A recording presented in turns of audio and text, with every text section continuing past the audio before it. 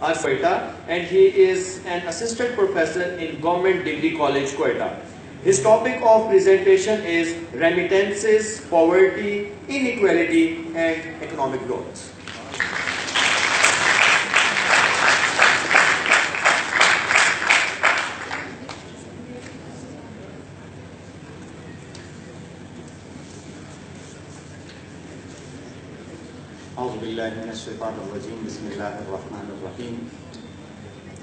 August, Madam Chair, guests, and reverend audience, Assalamu alaikum. To begin with, I thank you all, the organizers of the renewable event.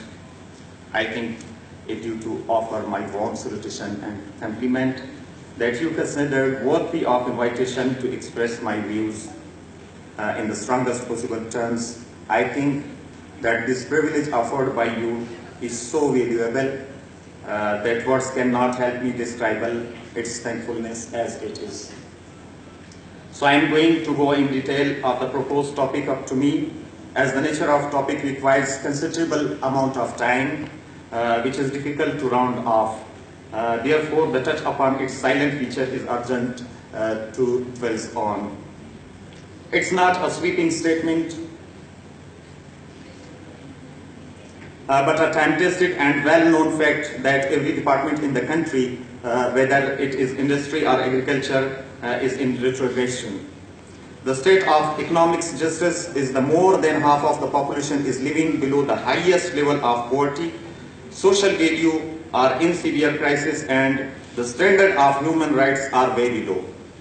And employment opportunities are unequal. Other basic facilities such as water, bread, clothes, houses, education, and health facilities are reported to be more than half of the population are considered to be deprived of them. Poverty and famine have turned to a drastic social complication which have always been coherent to human society. Despite of the great struggle and various effort, this social and economic problem could not be resolved, and it could not be eliminated. In the history of human race, if any man is missing the basic necessities at any time of the human being, it means that there is no justice in the system of distribution of resources. A great economist cannot prove that there is more population than production today in this earth, on this earth. Allah Ta'ala created man, the arrangements of food and resources also provided to him, but today the wishes and lust of man has increased so much that he cannot even take a bit but wants to take 1,000. The lust of the eyes can never be fulfilled. Poverty, hunger, and inequality as a problem have many contributing factors, and no single factor can be made responsible for it. As the working factors, many ways have been devised to get rid of this nuisance. To Islam, poverty, hunger, and inequality is not an inevitable fact to which man must surrender and lay down a combating weapon. Islam has always a stance of solving, facing, making the required condition to uplift society and eliminate poverty, hunger, and inequality through its own special ways. Poverty, hunger, and unemployment are issues that not only harm the society but also degrade moral creeds and values.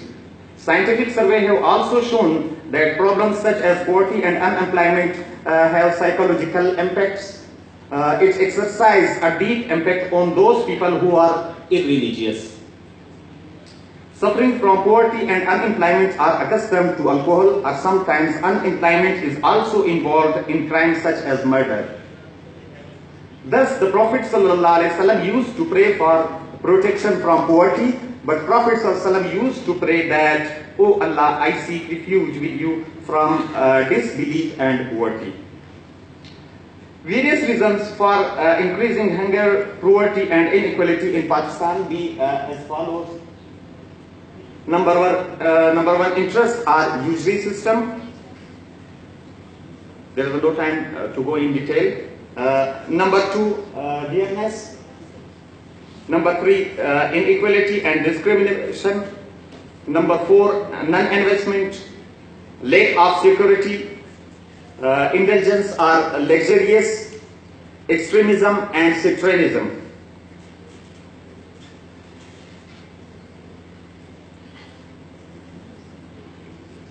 There are excellent examples of solution as poverty and unemployment. All these problems can be solved by Sirah of Prophet Sallallahu Alaihi Wasallam. If a person becomes destitute to such an extent that he cannot get any work, and if he becomes a poor and needy, then the Islamic solution is that the wealthy relatives should spend over their poor relatives. Allah Almighty, it is assumed that the payment of rights is paid between the dependents. In Holy Quran, there is stated, Bismillah ar-Rahman ar-Rahim, فَأْتِ ذَا الْقُرْبَى حَقَّهُ وَالْمِسْكِينَ. So give the relatives his right as well as the needy.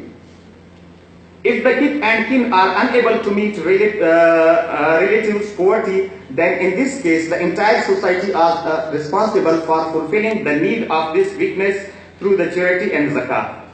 In the world, injustice, hunger, selflessness, self-exploitation and unfair law, non-natural and social dysfunction such as the balance of fundamental and naked humanity endanger the problems. And for achieving religious and moral success, this and other worldly amenities, one must tend to the Sirah Nabawi Sallallahu Alaihi Wasallam.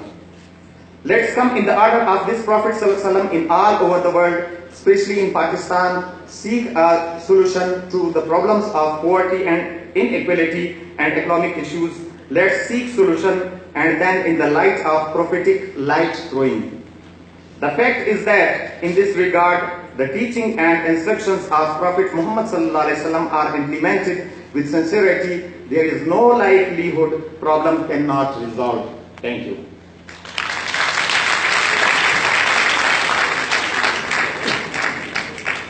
Thank you very much, Dr. Khan. Dr. Atiya Javed Yasmeen is not only the chair of this session but is also presenting a very worthy paper.